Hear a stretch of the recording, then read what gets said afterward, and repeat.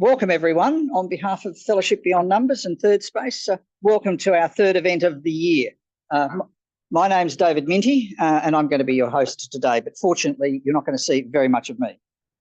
If you've been invited by someone and you might be wondering, what is Fellowship Beyond Numbers, we're a network of people working broadly in what we call the numbers industry. So that's actuaries, accountants, people in superannuation. Look, we even have a few lawyers who come along as well because they've got those sorts of backgrounds. We're an open network.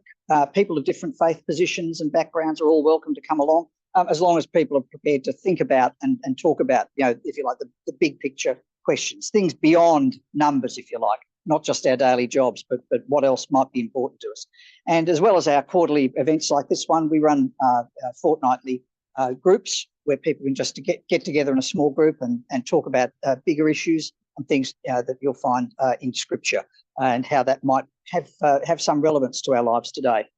So before I invite our guest speaker, Russ, up, let me tell you there will be plenty of time for Q&A at the end, so there's no need to throw questions at him during the address.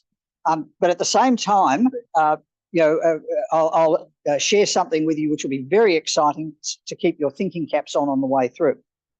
So, Russ, if you'd like to come up, you're on camera now, okay, cool. and I'm now going to ask him a few questions to get to know him a bit better. I don't know any of the questions, so we'll see how this goes. So Martin's probably set us both up with this, but anyway. Right. So first things first, Russ, let's sort out your nationality.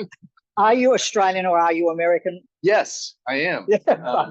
I am. So I'm an Australian working on my American accent, if that helps. But no, I'm originally from the United States. I grew up in Iowa, the middle part of the United States. Been here for 18 years, so I would consider it's weird because I had the passport, I paid the money, took the test to be a citizen, but I didn't pay enough for the accent, so I'm stuck with this one. And so this is what I have.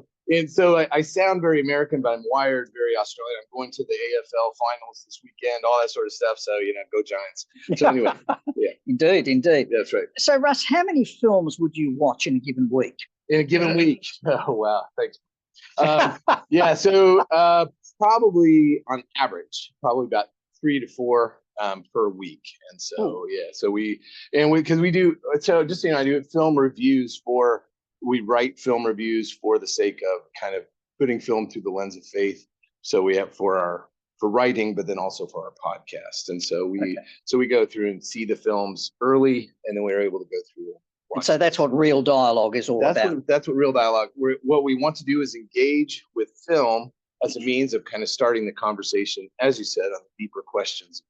And of course, Real Dialogue, of course, is part of Third Space, as is Fellowship Beyond Numbers, so we're part of the same team. That's right. But it seems you don't just watch movies, you also write as well. So you're an author, I understand. In fact, those of you who might have been observing up the back there next to the food will have noticed there are some books there. So you've written What the Word Becomes Film in about in 2022, and then more recently, I think this year, The Maker's Quest. That's right. So what are they about? That's right. Well, this isn't something I expected to do, but I ended up becoming an author primarily because a lot of people ask what we do with Real Dialogue, specifically using film to engage people with the discussions of faith. And so the first book was really designed to kind of show how that works. But both of them are allegories. So they're stories opposed to just a how-to on how you do real dialogue. It's really a story that kind of helps you to understand and see the unfolding of the discussion of film and faith.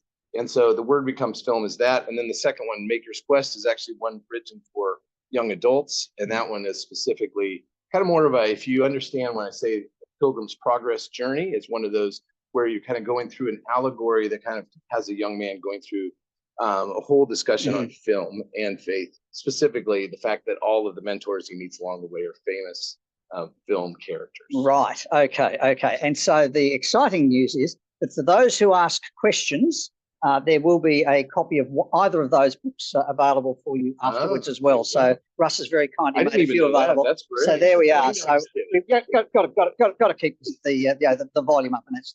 Russ, thanks very much. We're looking forward to hearing what you've got to say. Well, thanks so much. Well, this is great, David. All right. Well, thanks. And so David's really kind of done a great job of setting this up. Hopefully you can hear me okay back there, Martin. Great. Well, thanks for this time. I really appreciate all of you, some of familiar faces and others that are brand new. And I really hope that we can enjoy today's topic, because today is a little bit different than probably what we normally do here at Fellowship Beyond Numbers, in the sense that I'm not a mathematician, I'm not an actuary, and I'm not an accountant. So I kind of set that stage right there for you. But today I really want to meet the brief on showing how you can utilize film, specifically films that incorporate accounting or maths, into the storyline, specifically your storyline, and how you can use those for discussions and considerations. I plan to take these films and unveil possible conversation points that could lead to discussions that are deeper when it comes to the area of life and God. Please know you don't have to be a regular fan of film. All you have to do is just maybe see one every once in a while. Hopefully you'll be able to engage with this. Even back here in the back, I've always quizzed already by some who've already seen some of these movies, and that's perfect. Hopefully you'll be able to enjoy this. But let me set the stage, okay, as it were, the precedence for this. I promise that this talk will be a different way for you to look at films, and most likely at your work. This discussion is designed to make watching a movie a richer experience, not to take away from the engagement or entertainment aspect of it. What I really hope to do is get conversations started. That is really what this talk is about. It's not about necessarily unpacking everything that we could possibly understand from this film.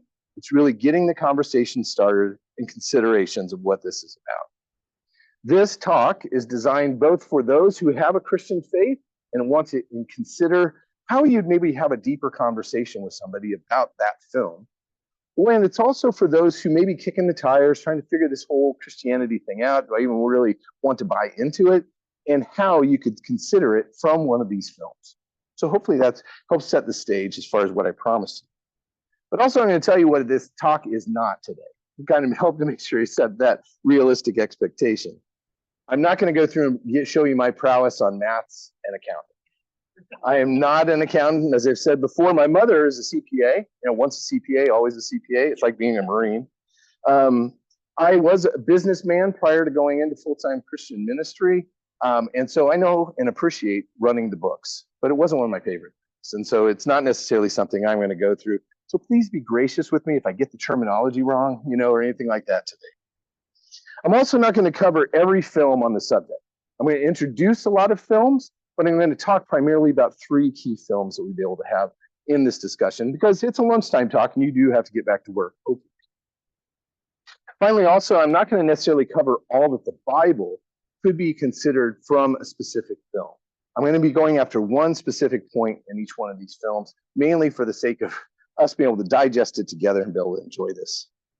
I really want to make sure it's clear. This is definitely not a church talk, not one you would definitely hear in most churches, but it's designed to get the conversation started. Hopefully you can appreciate that today. So today, what I am going to promise you is 3 films, 3 verses, and 3 conversation starters. Each film and each verse is designed to help you think deeper about the subject matter and also start the conversation. I will set this for you right now. You don't have to agree with me on some of the things that I'm going to be saying today. But what I'd hopefully you'd be able to do is, going back to work or even in your discussions after today, start the conversations on going, is that what I really believe? And do I understand this better? And is it what he said something worthwhile considering? All right, so I've set that tone. Here's what it is and what it's not. But let me start with film. Especially, this is where I probably would kind of go into more of an area of expertise, as it were. The great unveiling. This talk is really like going to a movie. You might go into a film expecting one thing, and then you come out considering something completely different. That's the space I want to explore a little bit here today. Movies are meant to be experienced with someone. When you go to a movie, you might go by yourself, some of our strange movie critics, but most people actually go to the films with somebody. And a film can draw your attention to very specific aspects of your life, your experiences, and also to others. And it's also something to consider. There's a passage of scripture in Psalms where it says, "You desire truth in the inmost parts." I can almost say that the whole talk is kind of built on that in a way. Film can expose how our daily life has separated our external projections from our internal realities. What does that mean? There are parts of our being that remain hidden and covered many times in our lives. even from ourselves. The first act of having truth in the inmost parts is revealing it's there. I would argue that film has the capacity of a seasoned conversationalist to gently pull back the curtain we have created around the darkness of our internal lives. See, watching a film can actually be quite a risky proposition sometimes. It can reveal what we didn't see before. Sometimes that revelation we see in a film provides hope and courage. You know, you come out of a film feeling, oh, yes, you have this intestinal fortitude and just drive because of this amazing film, something that you didn't necessarily even know was there for you. But there's other times when you go to a film and you find weaknesses, you find pride, you find those angry ghosts of the past that lay dormant within us all. See, the revelation in movie theater can shine a light into the dark corners of your hearts and begs us to bring it out into the light, let it be dealt with, either personally or by God. I would argue that film can be a tool God uses to shine his light into our hearts and teach us wisdom. There's an art within the narrative of each movie that disarms our preconceived ideas about what's right and wrong and works its way deeper into our hearts because of the way it's delivered. Now, I want to be clear. Movies, the movies I will introduce are not the definition of God's message. I'll make sure you understand that. But they use an art form to open our eyes to a more significant consideration of life. A great film can demand your attention, but then give it back to you with the eyes that see the world in greater detail. The thing I love about film is that it's not a lecture, but it truly is a dialogue. Hopefully today you'll be able to bring yourselves to the conversation, participate in what I call the real dialogue. That's REEL, just so you know. I hope you're willing to journey along with me as we consider film, faith, accounting, and life. So here's where we're going to go. 3 disciplines, 3 films, 3 verses, 3 conversation starters. The first discipline, they're going to go big. I'm going to go to mathematics, okay? Mathematics, we're going to go big on this one. And again, please be forgiving. I'm not an expert on mathematics, but I do love some of the films that I would introduce to you. You can write these down, and if you have questions about them afterwards, we can discuss them in more detail. But films like Good Will Hunting, or Pi, or The Man Who Knew Infinity, or The Martian, or A Beautiful Mind. But probably one of my favorites would be Moneyball, not just because it's about baseball. See, what I love about these films is that they put the cookies on the bottom shelf. What does that mean? Is that the cookie jar is usually put up so the children can't get it. But when you put it on the bottom shelf, that means it's accessible for all. And what these movies manage to do is be able to take mathematics, the complexity and beauty of it, and be able to put it on the bottom shelf for all of us to be able to appreciate and understand. Good Will Hunting, you don't have to understand all the disciplines that are being written on the wall. I mean, you know, you're going down the hallway and, you know, you see Matt Damon doing all this and you're going, what is that? Is that math? Or is that just like a caricature that my 5-year-old has written? Or Moneyball. How math can change how we can think about something as simple and as straightforward as the game of baseball.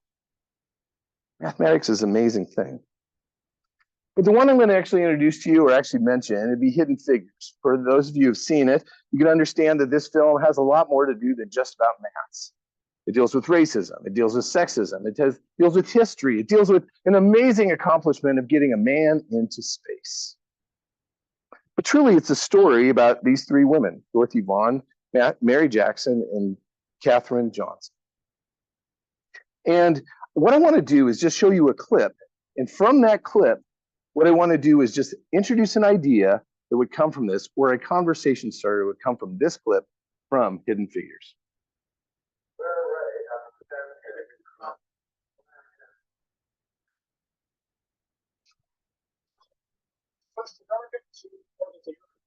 As you can see, there are thousands of people here today to witness this historic event. The ball was off here. This is why we recorded next on yesterday.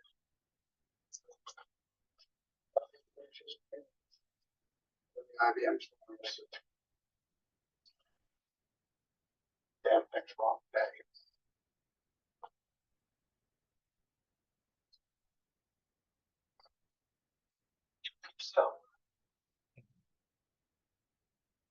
Pam's been spot on up to this point, John. But we're looking at what it comes up with. But I'm gonna be honest with you, Al. When I fly the machine. Right now, it seems like this machine's flying me. We're on the same page, John. The guys are on. Let's get the girl to check it out. The girl? Yes, sir.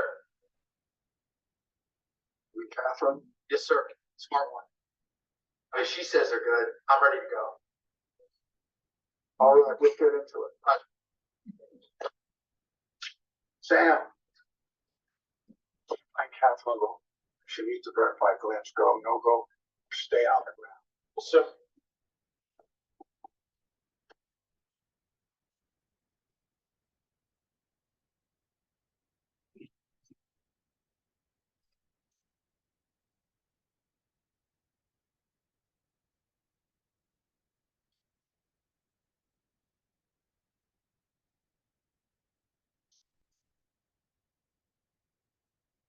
Captain, go. They need you to verify these coordinates.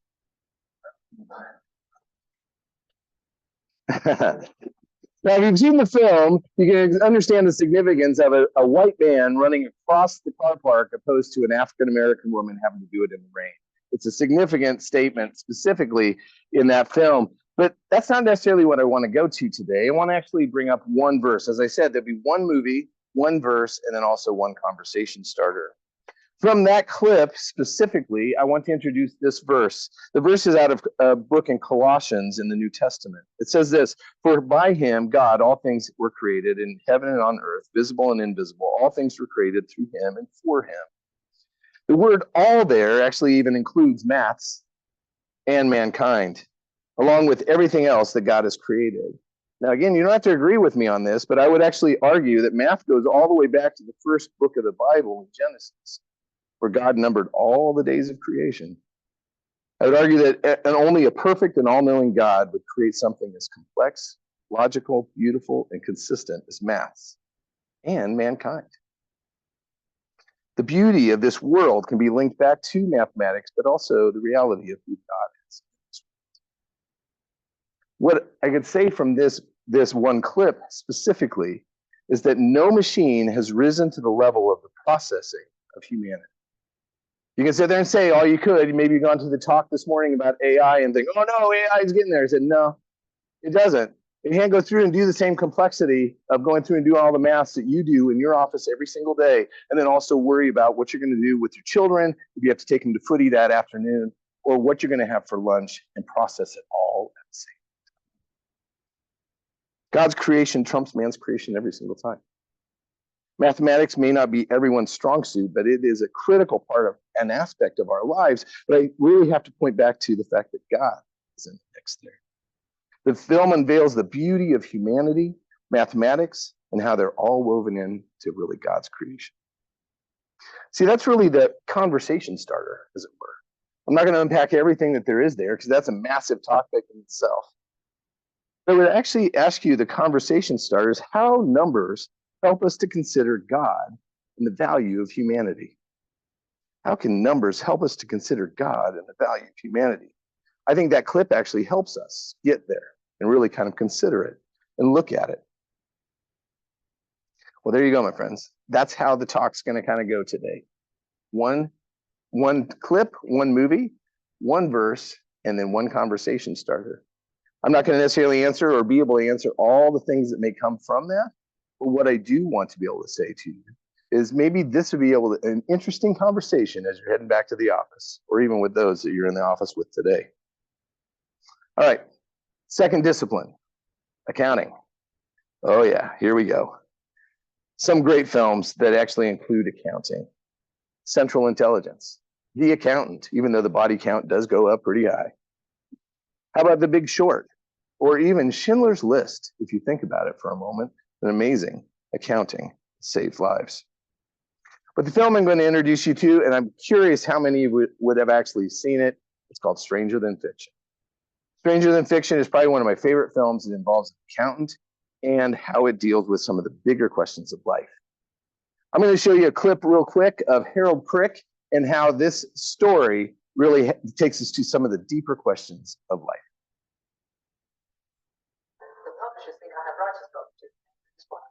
don't know how to kill animal quick. This is a story about a man named Harold Krish. Harold lived a life of poverty. He would walk home and he would eat. When others fantasize about day,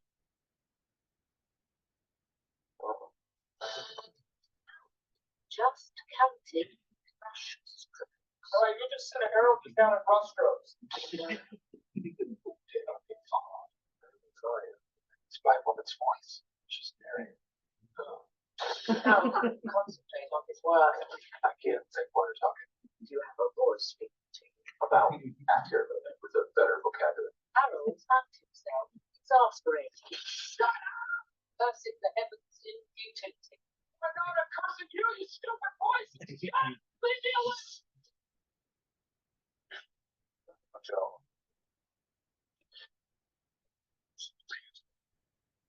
Tragic.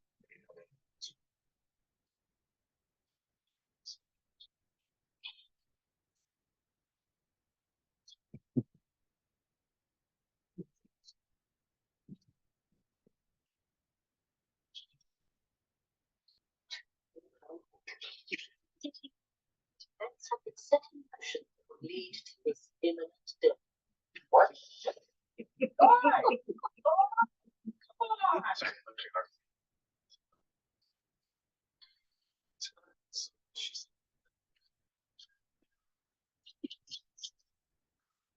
All right.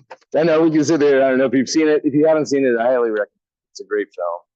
But what's amazing about this film is that it was actually, I considered even having this talk today being what Karen Eiffel had titled her talk. It's called Death and Taxes. But I didn't think too many people would come along to that. But yet this film really opens the door to some amazing things. It's a comedy, yes, but it's an existential film that really opens the door to the value of work, the importance of life. But probably the most important thing is it swings open the door wide on the whole consideration of your own mortality. The film is entertaining and gives us an opportunity to be able to answer the question of death. I know, a topic, if I bring anything down really quick. But what's interesting too, though, is it brings me to this verse. I'm just going to introduce this one verse. This is actually the words of Jesus when it says, I am the resurrection and the life. Whoever believes in me, though he die, yet shall he live. It's an interesting combination.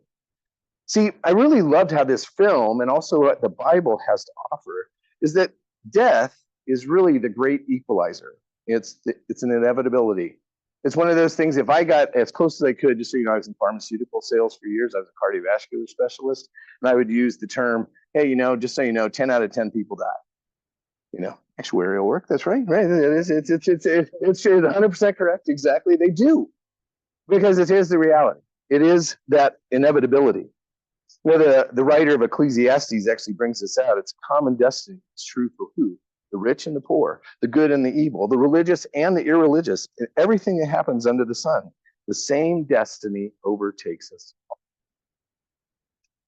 But interestingly enough, what I see in this verse, which may not be plain to see at first, but also understanding from the words of the Bible, because of Jesus' resurrection, his followers don't have to speak about diseases, disaster, and death in tones.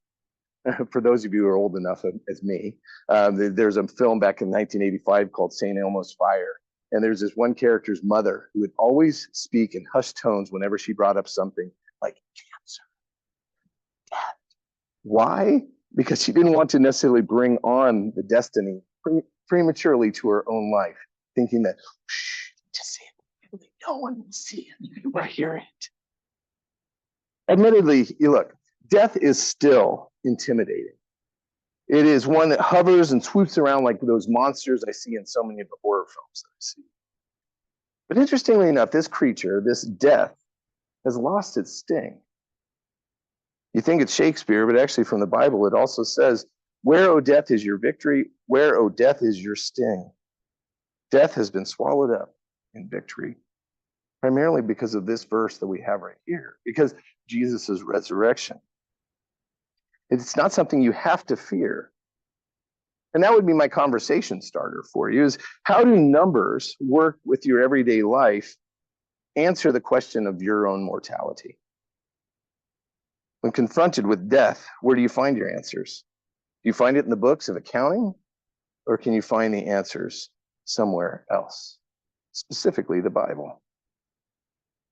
Well, there you go. Who would have thought that a comedy about an IRS agent would actually lead us to a discussion on our own mortality? But that's what it does, and that opens the door for the conversation. Again, there's so much more I could really talk about and open up to you and really discuss on this topic. Each one of these films deserves its own talk itself. But what I want to do is actually take you to a character. The next thing isn't necessarily just a film. It's actually a trope, as we would call it. It's a character that you would see that's the crux of many stories, is one of the most important roles in most criminal films and also in so many dramas. I need you to go with me because I know that these last two topics may have been big and might be had you swimming for a little bit. But what I want to do first is really get you focused on this character. As I said before, a great film or even a great character demands your attention, and it will challenge you to see how this character can give back to you with eyes that maybe you hadn't seen the detail of this world that it was there before. When I was kind of going through and putting together this talk, thanks Martin, by the way, for introducing this, it all came back to me was called The Bookkeeper. The Bookkeeper, you know? I love this character when it comes to so many films. It's the character that really knows the absolute truth because they know the numbers. Many times they are misunderstood. They're trying to help an organization, the society, or a people. Yet, because of their role, many times they're maligned, appreciated, and sometimes jailed. These characters may not be the most flamboyant or coolest characters in a film, and many times they don't even have a name. Sometimes just the bookkeeper. They live in a world of numbers, and their belief is that they're helping those who they're trying to audit and serve, even like Harold Crick. He really saw his life as being somebody who's helping them, even though everybody hated him.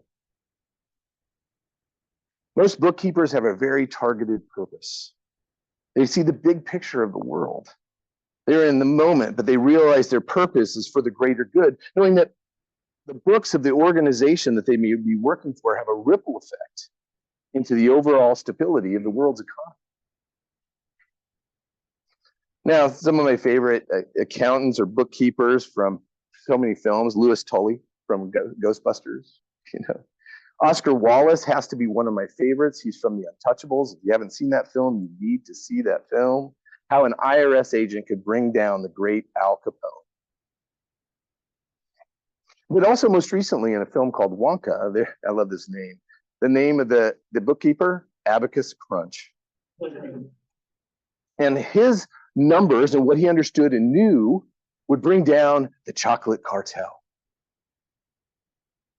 But my friends, probably the bookkeeper that all of us have probably been thinking about and probably we point back to, and probably the most famous film of all time would have to be The Shawshank Redemption. I know Andy Dufresne wasn't necessarily an accountant. He was a banker. I don't know if that's the same. Is that like being a lawyer going to Fellowship Beyond Numbers? I'm not sure. But Andy Dufresne's character, even though he was wrongfully accused of something, thrown in jail, he used his gifts and talents specifically in the role of bookkeeping, accountancy, and banking to be able to help not only himself, but also the fellow prisoners and also even those he was actually imprisoned by. Let me just kind of remind you again, if you haven't seen it or if it's been a while since you've watched The Shawshank Redemption. The Spinning Wheel of Death. Okay, there we go.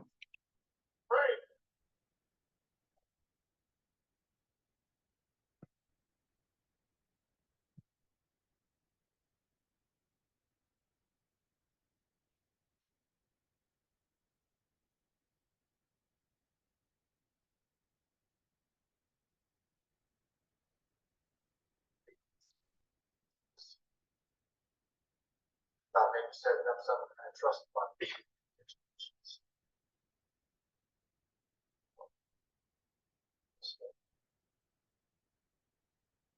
Well, why don't we have a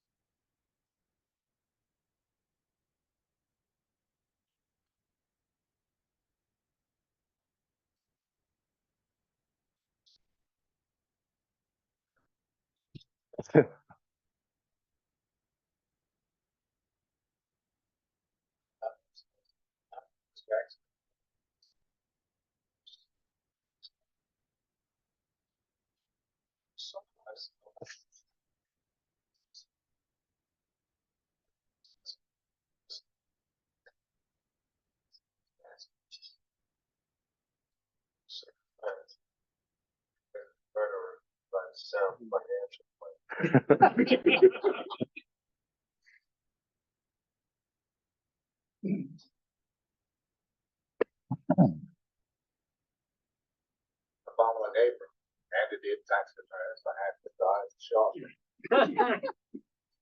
Year after that, he did them all.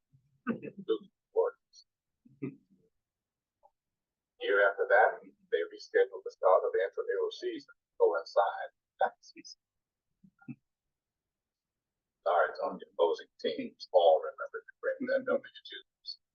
One person issued the government pressure. Dan Roy opposed it too. So that's not the government right at all. Yes, sir. Andy was a regular party's age. I love this. And it's not only just Andy Dufresne, it's probably one of the most recognized, but it's probably what I love about this character. As I come to kind of the conclusion of this talk, is that the thing I love about the character of the bookkeeper and also Andy Dufresne is how this one person holds the truth of the whole story. His world has been turned upside down. The bad guys seem to be winning, but Andy and also the other bookkeepers can be the one person who can expose the truth and can open the books and make the truth known. See, the bookkeeper opens the door, or should I say the books, to the overall message of this talk. The bookkeeper trope opens the books to a slew of considerations, and more than I probably could do on a lunchtime talk. But I'm going to leave you with this one verse and one conversation starter. In your world of accounting, where can you find the truth? It's what you deal with every single day, black and white, right? The truth. The verse is actually out of John. Once again, the words of Jesus, I'm the way, the truth, and the life. No one comes to God except through me. See, in using your own language, and forgive me if I get it wrong, God paid what we owed through the death of Jesus and paid a debt that we could never pay. A truth that comes home to roost for us all. God has been waiting for us to do that, to admit to him, I have a mountain of debt I'm unable to pay. Not actual financial debt, even though some of you might be carrying that, but spiritual debts. These things I mentioned at the beginning of the talk that lie deep in the dark portions of your soul, the secrets of your lives. We have to admit that we do not have the same spiritual capital that we need, that only God has. Jesus said, I am going to take the debt. The response he wants is for us to believe in that, to trust on that, to count on that being true.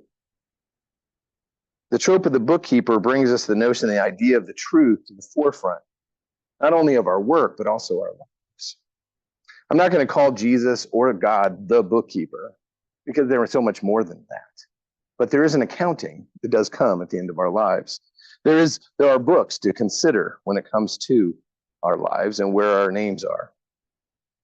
But what I think you do need to kind of consider is what do you do not only with the idea of truth, but also the truth that Jesus speaks of here? What do you do with the truth of Jesus? So my friends, I leave you with those things. I leave you with those 3 verses and those 3 conversation starters. These 3 films.